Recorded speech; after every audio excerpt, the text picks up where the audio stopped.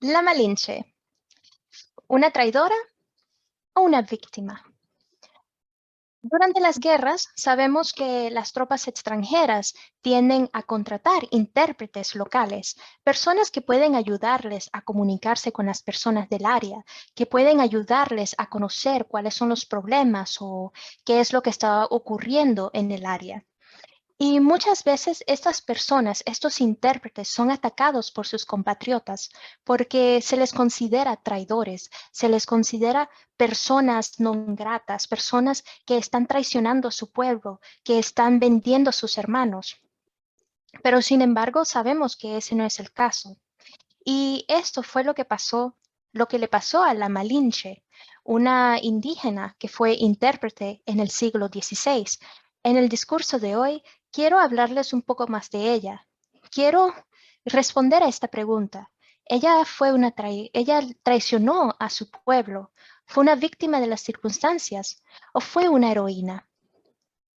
Para empezar, viajemos al pasado, a la guerra hispano-azteca. Esta guerra se llevó a cabo entre 1519 y 1521. Los protagonistas de este conflicto son bien conocidos: Hernán Cortés y Montezuma. Menos conocida, aunque no por ello menos importante, es una brillante y políglota mujer azteca exiliada, que fue esclavizada. Luego sirvió de guía e intérprete y después se convirtió en la amante de Cortés. ¿Será verdad? A ella se le conocía como Doña Marina, Malintzin, y más ampliamente como la Malinche. Hay poca documentación exhaustiva sobre la Malinche. Lo que los historiadores saben se ha recopilado a través de las menciones que se hacen de ella en varios escritos de la época. El propio Cortés se refirió a ella brevemente en una de sus cartas y solo la identificó como intérprete. La Malinche nació como Malinal. Ella era la hija de un cacique azteca. Este le dio un nivel de educación poco inusual para la época, y ella aprovecharía esta educación como guía e intérprete para los españoles. Tras la muerte de su padre, su madre la vendió a los esclavistas. Su madre organizó un funeral para explicar la repentina desaparición de su hija. Los comerciantes acabaron vendiendo a Malinal a un cacique de Tabasco, donde vivió hasta la llegada de Cortés en 1519.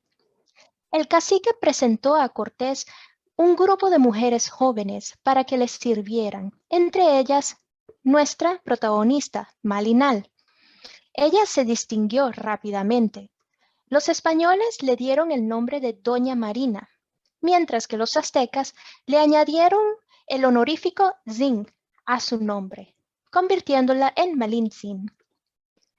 A lo largo de los viajes de Cortés, Malintzin se convirtió en una intérprete indispensable, no solo capaz de traducir funcionalmente de una lengua a otra, sino de hablar de forma convincente, de elaborar estrategias y de forjar conexiones políticas. La Malinche incluso salvó directamente a los conquistadores españoles de la destrucción. Por ejemplo, en una ocasión, sus astutas observaciones la llevaron a descubrir una conspiración indígena contra Cortés. Y en otra ocasión, la Malinche entabló amistad con una anciana que la condujo a una información crucial sobre un peligroso ataque inminente de Montezuma. Armado con esta información, Cortés decidió cambiar sus planes y rodear Cholula antes de dirigirse directamente a Tenochtitlán. El cambio asombró a los indígenas y los convenció aún más de los poderes místicos de los españoles. En estas y otras ocasiones, la presencia de la Malinche marcó la diferencia decisiva entre la vida y la muerte. Como se imaginarán, la Malinche, quien fue fundamental para el éxito de España en Latinoamérica, es una figura controversial. Si hay una villana en la historia de México, es Malintzin. Ella se convertiría en la traidora étnica suprema. Sin embargo, la historia ha sido excesivamente dura y cruel con la Malinche, negándose a verla en el contexto de la época. La Malinche fue esclavizada y antes de eso fue criada para servir y obedecer. Incluso el papel de la Malinche como amante de Cortés, por el que ha sido muy desnostada, es muy complejo.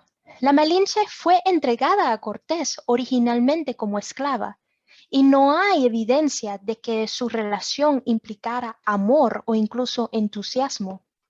Además, es posible que la Malinche no fuera inmune al aire de misticismo que rodeaba a los españoles. Si el propio Moctezuma no estaba seguro de su mortalidad o inmortalidad, entonces seguramente la Malinche sintió la misma incertidumbre. Puede que se viera a sí misma como una participante divinamente seleccionada en un destino muy fatídico. Después de que México se independizara de España a principios del siglo XX, la Malinche se transformó en un símbolo y la verdad de sus experiencias se vio enturbiada por el odio generalizado hacia los conquistadores.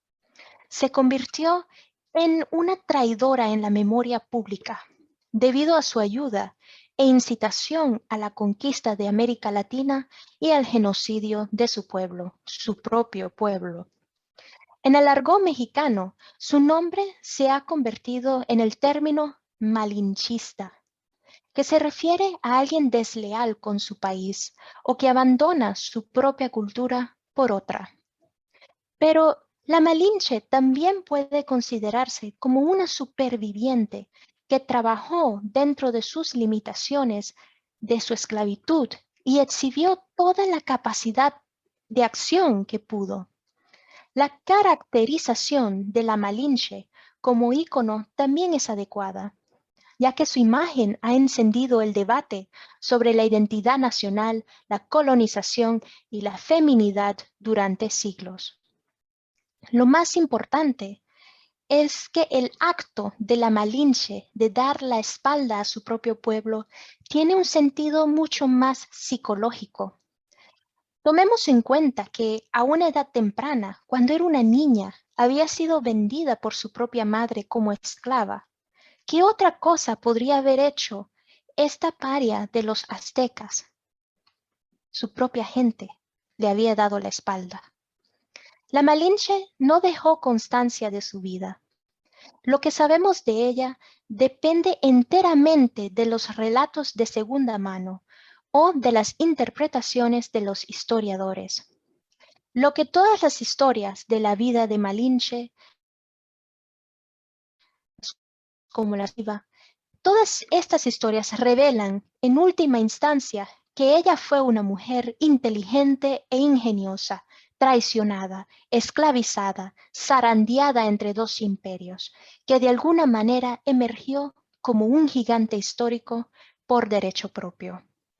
Gracias.